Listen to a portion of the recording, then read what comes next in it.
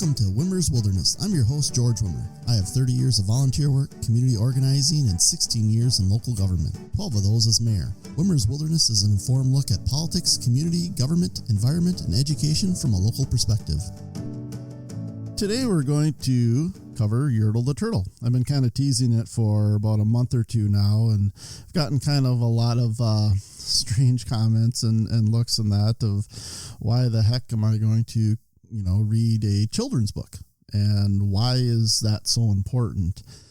But Yertle the Turtle to me is something that is vastly more important than what some might consider just a children's book, because it's definitely a children's book and it has some great things going on in it. So we're going to start out. I'm going to read the book. It only takes about 5 minutes or so. And then we're going to talk about it a bit, and I'm going to read it a second time, because hopefully when you hear it the second time, especially if you've never heard it before, you're going to understand why I love this story so much, and especially the fact that it is geared towards a younger audience. So just to cover a couple, basics for people who aren't familiar with Yertle the Turtle, and you definitely should be, and you should go out and buy it. It was written by Dr. Seuss, and it was first published in 1958, April 12th, 1958, and it was one of three stories. And the other two stories that are in this book cover things like, being too prideful, being jealous, humility, just a number of really, I think, great foibles that people can certainly have.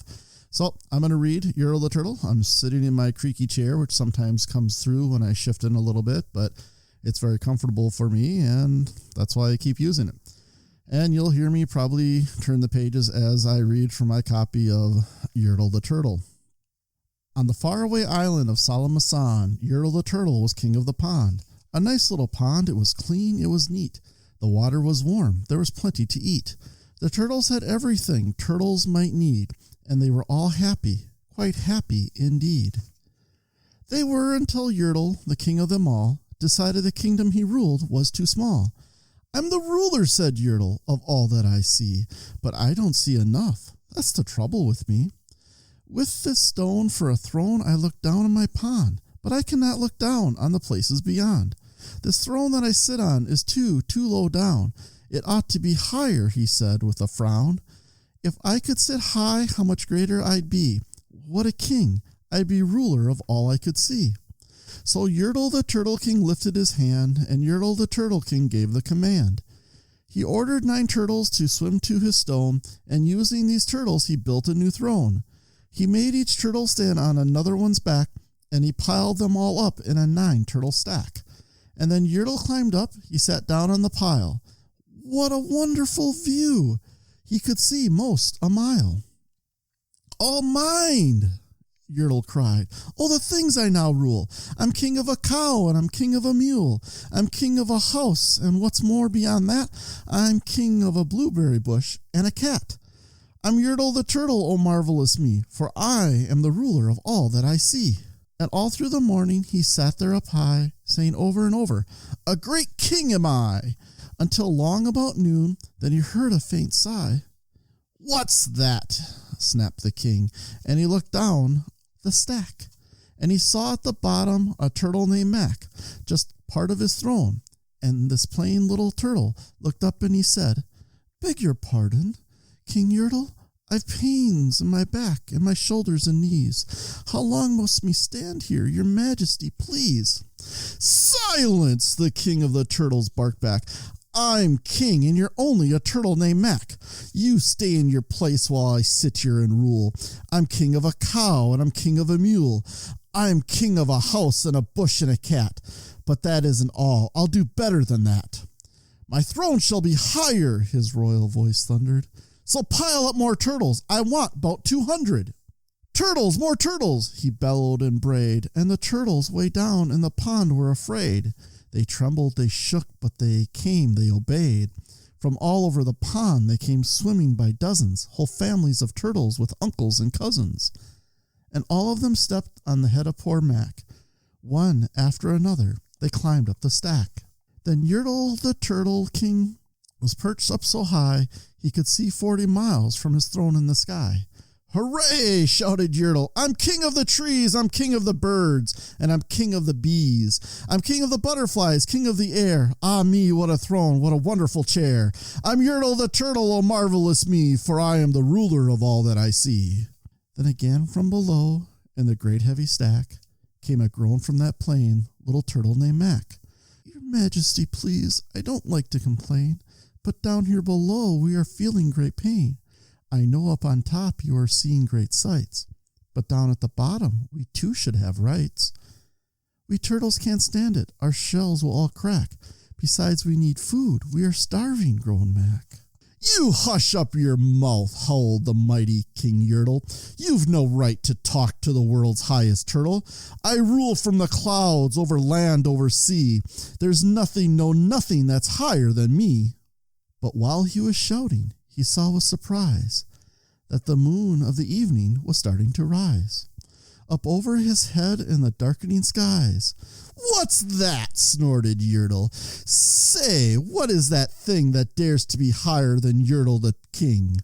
I shall not allow it. I shall go higher still. I'll build my throne higher. I can and I will. I'll call some more turtles. I'll stack 'em to heaven. I need about 5,607.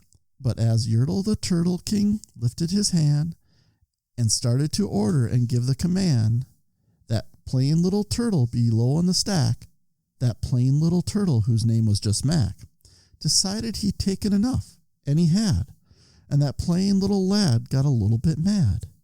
And that plain little Mack did a plain little thing. He burped. And his burp shook the throne of the king. And Yertle the Turtle, the king of the trees, the king of the air and the birds and the bees, the king of a house and a cow and a mule. Well, that was the end of the Turtle King's rule. For Yertle, the king of Salamasan, fell off his high throne and fell plunk in the pond. And today the great Yertle, that marvelous he, is king of the mud. That is all he can see. And the turtles, of course, all the turtles are free, as turtles and maybe all creatures should be. So, Yertle the Turtle. Great story. It's a fun story. I loved reading it to all the kids in our community on Week of the Young Child and throughout the year at differing school events and gatherings. So there's hundreds, maybe even more kids in my community that have heard me read that story. You know, each time I love just seeing the looks in their eyes, everything from preschool all the way up.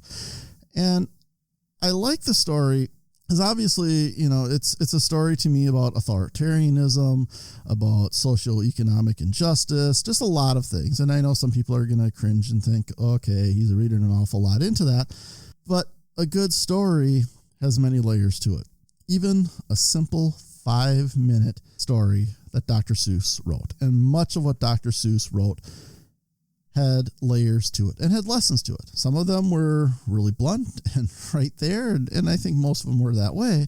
And this, to me, seems to be a very straightforward story about how, you know, we can't just, one, obey, right? The little turtle named Mack, he was protesting. He burped, which at the time was considered a controversial word in 1958. The word burp was not an innocent word at that time. So the fact that, you know, Mack burped to try to bring down the marvelous he of Yertle the Turtle was a little bit stronger statement than we kind of read it in our minds at this modern date. But it was really the idea that if you allow somebody to be authoritarian, if you allow somebody to have more power than they definitely should or do. And I'm going to extrapolate this a little bit, and this is where some people might not like what I have to say, but you take somebody like Bill Barr, who was the former Attorney General, who believed in the theory that the president wasn't above the law, the president was the law. That if the president said something, that was it. And there have been a number of claims of how many different presidents, not just former President Trump, but many presidents kind of look at the presidency as, if I say it, that's the way it's to be. It is a powerful executive, and the American presidency is often called the imperial presidency. So I kind of look at it that way. And there was one other quick thing I should touch on before we go further. There was a controversy about Dr. Seuss and, this year about how, he was being canceled or some of his books were being canceled, which was sheer idiocy and was used by a lot of Republicans for ridiculous reasons. Either they're ignorant or they're just trying to score political points, or maybe a combo of both. But Dr. Seuss's estate, which is controlled by his family, had decided to not continue to publish several of Dr. Seuss's books, which had, some pretty clear racial stereotypes in them. No government entity did that. No individual government official did that. It was done by the family foundation, but yet it didn't stop it from being a big political thing. So I don't, that might have been the only contact people have had with Dr. Seuss's name in a few years. But I just wanted to discuss that real quick and put that out there.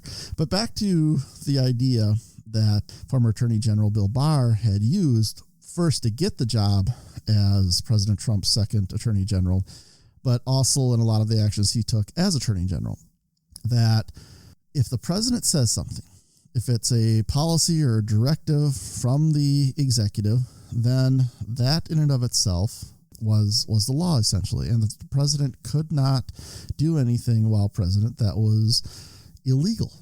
Okay? And there are a lot of very black and white, clear things that a president can do.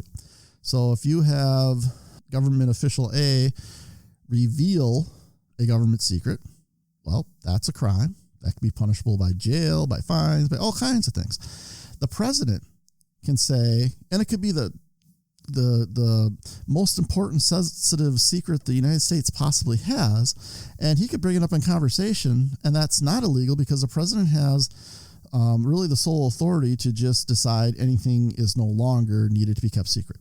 And that's pretty black and white. As goofy or crazy as that might seem, it's one of the reasons why you want to elect responsible people to the presidency, but that's black and white, okay?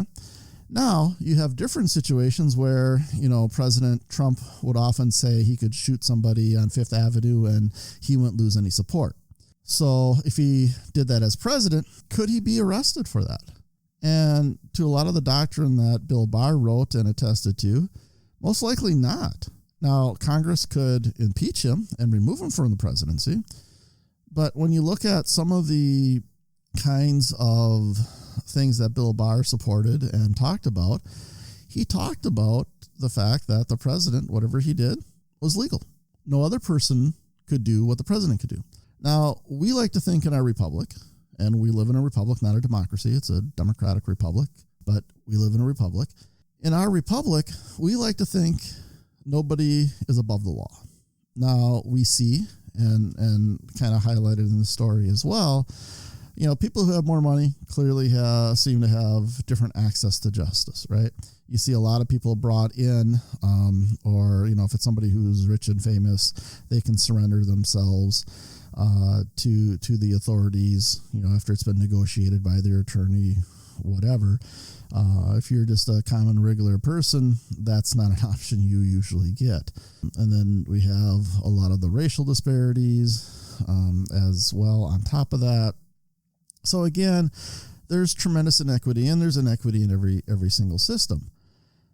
But we have to try, right? We have to continue to work to make things better. And some of the things that I think are highlighted in Yertle the Turtle, and this was written, like I said, in 1958, so a lot of this, you can look at it from the mindset of, well, gosh, Dr. Seuss wasn't talking about the United States. Dr. Seuss was talking about, communist dictatorships throughout the world, or, the former fascist regimes, things along that line. But I think it really does play into any system of government, really at any time, because Yertle the Turtle did not start out on a 5,000 stack group of turtles trying to rule the entire world. He decided that he wasn't happy and content that the turtles he was king over were happy and content. He looked at it in the most selfish way possible about what can they do for me, right? JFK said, don't ask what your country can do for you, ask what you can do for your country. Well, Yertle the Turtle took that to the nth degree and decided to make his subjects suffer so he could rise up. And we could look at this as Louis XIV, the Sun King of France. We could look at this as, any dictator who decides to, grind his people underneath them so that he and his cohorts can rise up. But Yertle the Turtle was essentially bored and unfeeling. That's how these things kind of start, right?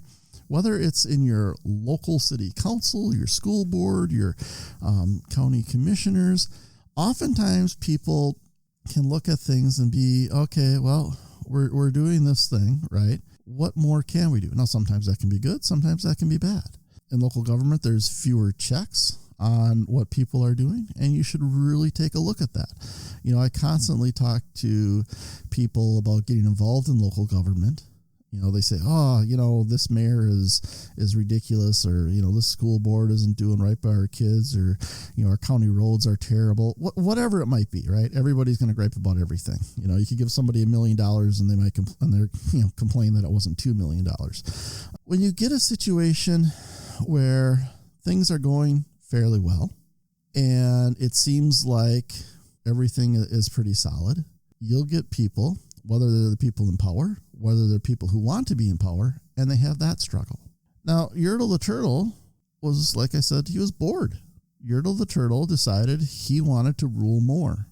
He wasn't content, even though apparently all of his turtles were having a pretty good time, which that really should be the mark of good leadership, right? So he wanted to go up a little bit higher. And, 9 turtle stack, that's not so big, right? And that's kind of how that happens too. And that's what I love about this. It's that creeping incrementalism. Now, obviously, this is a very short story, so you don't have a lot of the development and that kind of thing. But when you look at when you go from a republic or a democracy to a well-governed community or a well-governed society, it's those creeping incremental changes that allow you to get to a point that seems almost absurd, right? You start at a pretty good baseline, and then a little changes, a little changes, a little changes, and then 2 years from now, you're like, holy cow, how do we get to this point? Okay, how did we get to that 5,000 turtle stack, right? From just sitting on a rock in a pond. It didn't just happen right away. Once you start getting people to become comfortable with authoritarianism, when you start getting people to feel comfortable with a little bit of corruption, then a little bit more corruption, and then a lot of corruption. When you get people to be comfortable with, well, you know what, this particular group of people, they're not quite like me, so we're going to start, piling on them. Everything that's wrong in the universe is their fault. We're going to start taking away a little bit of their protections, okay? We're not going to protect people who are different than we are, who have different ideas than we do. It's all this creeping incrementalism, which again, it's why I love this book. In just a few minutes, he touches on the creeping incrementalism of how you get from a positive, good society to fear, starvation, grabbing power. I mean, it's all right there. Okay. So we get to the point where Mack first says, I'm hungry. This is hard on us. We're starving. And then the leadership, Yertle, says, don't even bother talking to me. You're so far beneath me. The suffering you're going through doesn't matter compared to the great heights I'm going to get to. Now, you can change in those positions for a group of people who are suffering, the masses of poor people, suffering so that those at the very top can continue to excel. And then when the people on the lower rungs dare say, how about us? What about us? We want to make a livable wage. We want to be able to get some health care. We want to be well educated. And those at the top saying, hey, you be quiet. You know what? If you work hard or you do it, you might get up here. If you're lucky, you might get up here. Otherwise, you be quiet so we can continue to excel, so we can continue to blast through any type of normal or reasonable amount of of revenue we might make in our companies or personal income we might make as individuals. You know what? We deserve this. How dare you talk to us? You mass of working poor, you mass of people who have faced tremendous social and economic injustice for generations. You're in your position, we're in ours, right? Now, again, that might sound like I'm kind of going a little far afield in comparison to the story of Yertle the Turtle, but it's not. Okay, obviously, we're talking about turtles. It's like I said, a short story, but it touches on all of that. Okay, if you don't think there are people out there breaking their backs, Mack says, our shells are going to crack. Well, there are people out there breaking their backs to make enough money to try to provide for their families. And I love the comeback that I hear, when I talk to people. I say, well, if you can't afford to have a family, then don't have a family. Okay. If you, on the upper end, break the law, like, we just had the indictments of the Trump organization and the CFO, and we'll see where all that goes, where millions of dollars of benefits, or I should state, actually millions of dollars of taxes that should have been paid on benefits that were given to employees weren't paid to the state and feds. So that's millions of dollars that was not paid, right? But yet, if, an hourly wage worker doesn't pay their taxes, they're going to get hammered for it, right? But, people who are rich say that, well, making so much money or we have so many employees, whatever, there's some other benefits there. We ourselves don't want to actually pay taxes. So we can, I don't want to get too far down this rabbit hole. I'm probably already too far down it. But the idea that, Amazon and Google and Facebook and so many other large corporations pay zero corporate income tax, which would be tens of billions of dollars if they actually paid their fair share, just like a line worker does at a plant, or a nurse or a teacher, and would much better our society if they did pay their fair share.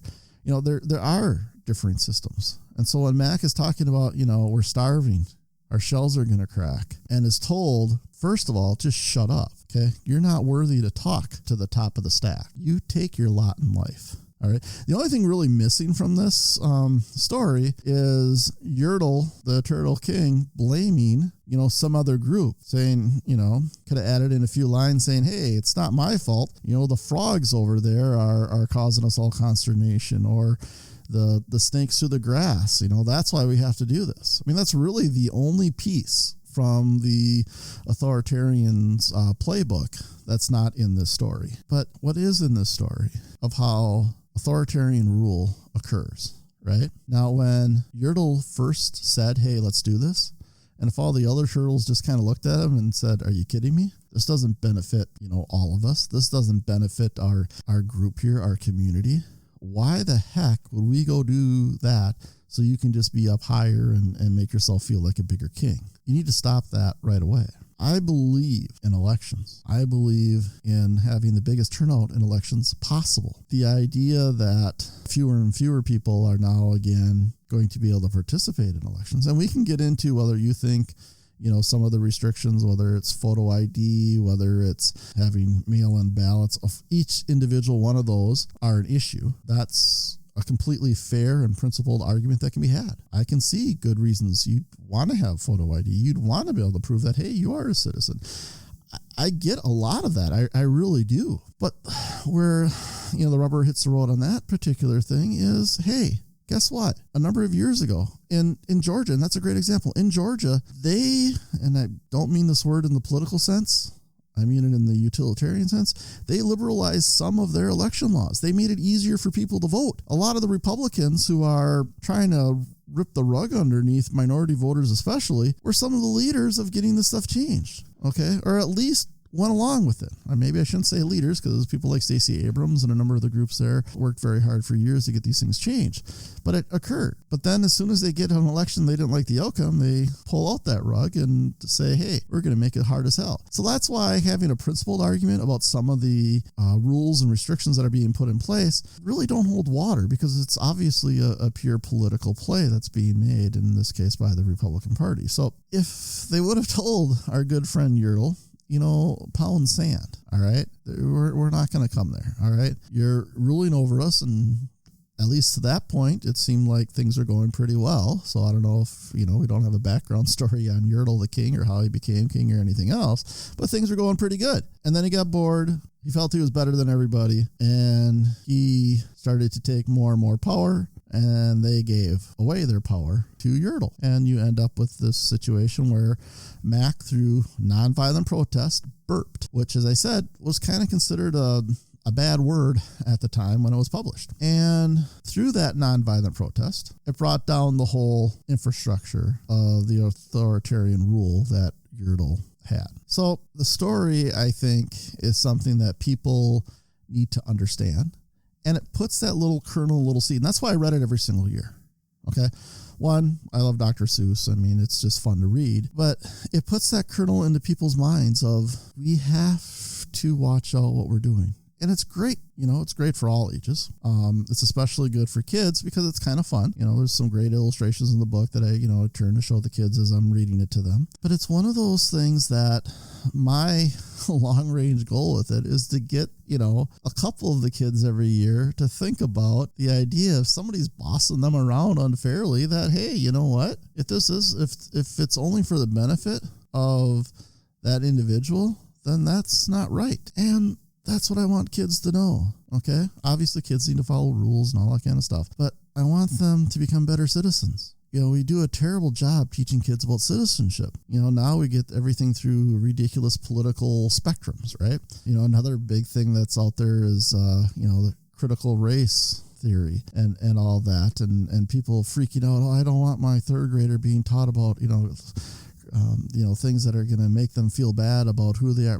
And that's all a bunch of nonsense, right? That's only really taught or discussed at the collegiate level, right? No fourth grader is going to be taught critical race theory. It'd be great if it was discussed. Maybe, so that would be wonderful. But we have to understand what our background is. There's this meme that I've, used several times, and I've gotten some grief for it from some of my Republican friends, that is and I don't know how many people have seen the show The Boys, which is basically about a corporation and how they're, spoiler alert, but how they're creating and using their version of superheroes who aren't so super and definitely aren't very heroic. And they have the lead individual there who's kind of their version of Superman, and then the actual Superman. And it's, the actual Superman in the meme is, how U.S. history is taught. And then this evil version of him is, the reality of it. Because there is a lot of bad things that have happened in our history. I mean, a lot of bad things that have happened in every country's history for sure. But we do a pretty bad job discussing it, having people understand. And it doesn't mean that, we're mean and evil people or our country is a mean and evil country. But when you don't have that basic honesty about things, if you don't have that basic belief that the truth of matters needs to be discussed, it makes it a lot easier to slip into these groupthink authoritarian ways.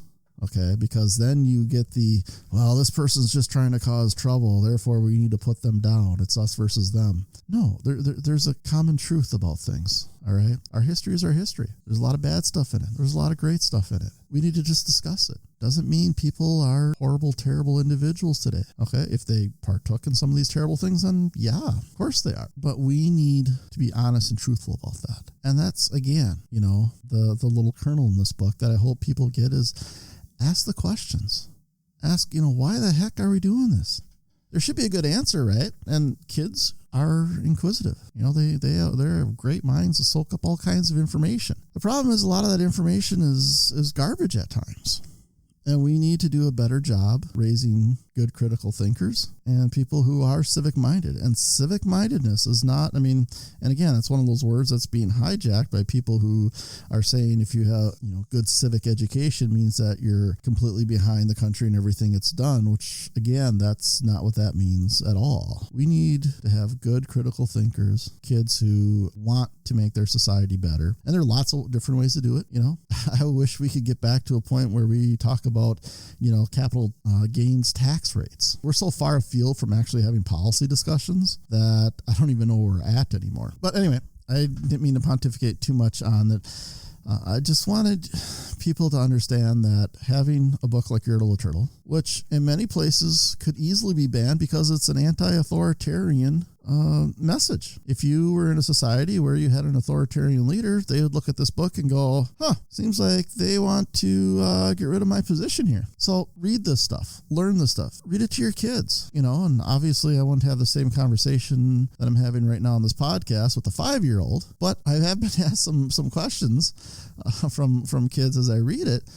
And, one of the questions was always about, why was Yertle so bad? Or why was Yertle so mean? And I would talk about, sometimes people will want to do things that doesn't help everybody. And everybody else just needs to let them know that that's not going to help everybody, right? That's going to be mean to other people, and kind of have a conversation about that. So I'm going to read this one more time. That's going to be this episode of podcast, Yertle the Turtle, number 65.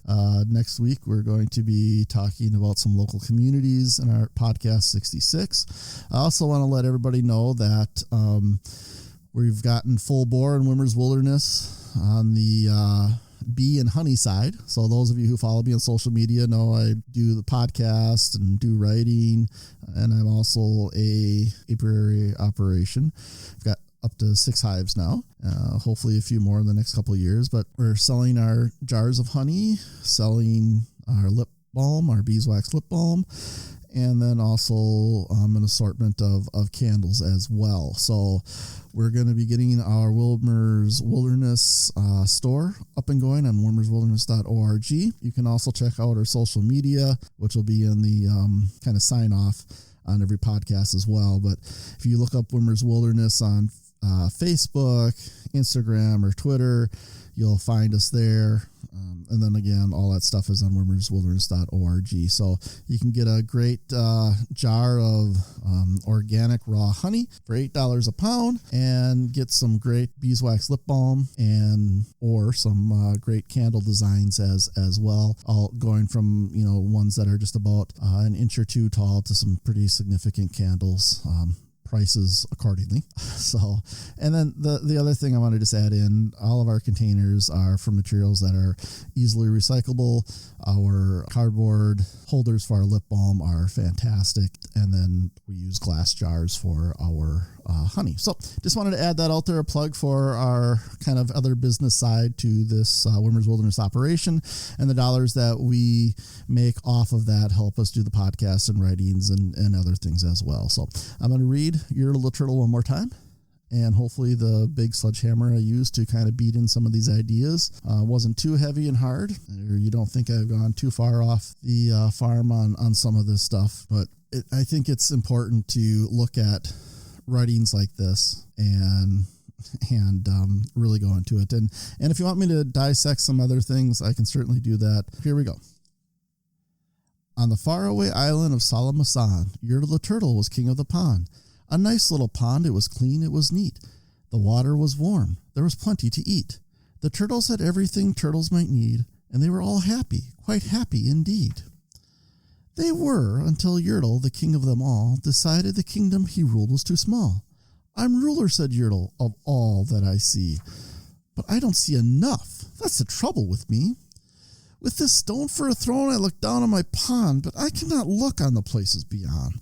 This throne that I sit on is too low down.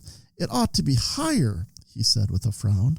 If I could sit high, how much greater I'd be. What a king! I'd be ruler of all I could see. So Yertle the Turtle King lifted his hand, and Yertle the Turtle King gave a command. He ordered 9 turtles to swim to his stone, and using these turtles, he built a new throne. He made each turtle stand on one another's back, and he piled them all up in a 9-turtle stack. And then Yertle climbed up. He sat down on the pile. What a wonderful view! He could see most a mile. Oh, mine, Yertle cried. Oh, the things I now rule. I'm king of a cow, and I'm king of a mule. I'm king of a house, and what's more, beyond that, I'm king of a blueberry bush and a cat. I'm Yertle the Turtle, oh marvelous me, for I am the ruler of all I can see. And all through the morning he sat there up high, saying over and over, a great king am I. Until long about noon, then he heard a faint sigh. What's that? Snapped the king. And he looked down the stack, and he saw at the bottom a turtle named Mack, just part of his throne, And his plain little turtle looked up and said, "Beg your pardon, King Yertle. I pains on my back and my shoulders and knees. How long must me stand here? Your Majesty, please." "Silence!" the King of the Turtles barked back. "I'm king, and you're only a turtle named Mack. You stay in your place while I sit here and rule. I'm king of a cow and I'm king of a mule. I'm king of a house and a bush and a cat. But that isn't all. I'll do better than that. My throne shall be higher," his royal voice thundered. "So pile up more turtles. I want about 200. "Turtles, more turtles," he bellowed and brayed, and the turtles way down in the pond were afraid. They trembled, they shook, but they came, they obeyed. From all over the pond, they came swimming by dozens, whole families of turtles with uncles and cousins, and all of them stepped on the head of poor Mack. One after another, they climbed up the stack. Then Yertle the Turtle was perched up so high he could see 40 miles from his throne in the sky. "Hooray!" shouted Yertle. "I'm king of the trees, I'm king of the birds, and I'm king of the bees. I'm king of the butterflies, king of the air. Ah me, what a throne, what a wonderful chair. I'm Yertle the Turtle, oh marvelous me, for I am the ruler of all that I see." Then again from down below, in the great heavy stack, came a groan from that plain little turtle named Mack. "Your Majesty, please, I don't like to complain, but down here below we are feeling great pain. I know up on top you are seeing great sights, but down at the bottom we too should have rights. We turtles can't stand it, our shells will all crack. Besides we need food, we are starving," groaned Mack. "You hush up your mouth," howled the mighty King Yertle. "You've no right to talk to the world's highest turtle. I rule from the clouds over land over sea. There's nothing, no nothing that's higher than me." But while he was shouting, he saw with surprise that the moon of the evening was starting to rise up over his head in the darkening skies. "What's that?" snorted Yertle. "Say, what is that thing that dares to be higher than Yertle the King? I shall not allow it. I shall go higher still. I'll build my throne higher. I can and I will. I'll call more turtles. I'll stack them to heaven. I need about 5,607. But as Yertle the Turtle King lifted his hand and started to order and give the command, that plain little turtle below in the stack, that plain little turtle whose name was just Mack, decided he'd taken enough, and he had. And that plain little turtle got a little bit mad. And that plain little Mack did a plain little thing. He burped, and his burp shook the throne of the king. And Yertle the Turtle, king of the trees, the king of the air and the birds and the bees, the king of a house and a cow and a mule, well, that was the end of the Turtle King's rule. For Yertle the king of all Salamasan fell off his high throne and fell plunk in the pond. And today the great Yertle, the marvelous he, is king of the mud. That is all he can see. And the turtles, of course, all the turtles are free, as turtles and maybe all creatures should be. There we have it. Yertle the Turtle, covering socio-economic issues, covering authoritarianism, covering the effects of bad rule and overly powerful rulers causing starvation and destruction. But it's a fun read, and I love it. Hopefully I haven't ruined that story for people who actually do like it. I think it is a spectacular story. Thank you for joining us today. Help us spread the word by telling your friends, family, and heck, even your frenemies that they can find us on iTunes, Spotify, Luminary, iHeartRadio, Stitcher, Google Podcasts, TuneIn Radio. You know, pretty much anywhere you can find a podcast, you're going to find Wimmer's Wilderness. To learn more about us, go to wimmerswilderness.org. Make sure to follow us on Facebook, Twitter, and Instagram at Wimmer's Wilderness.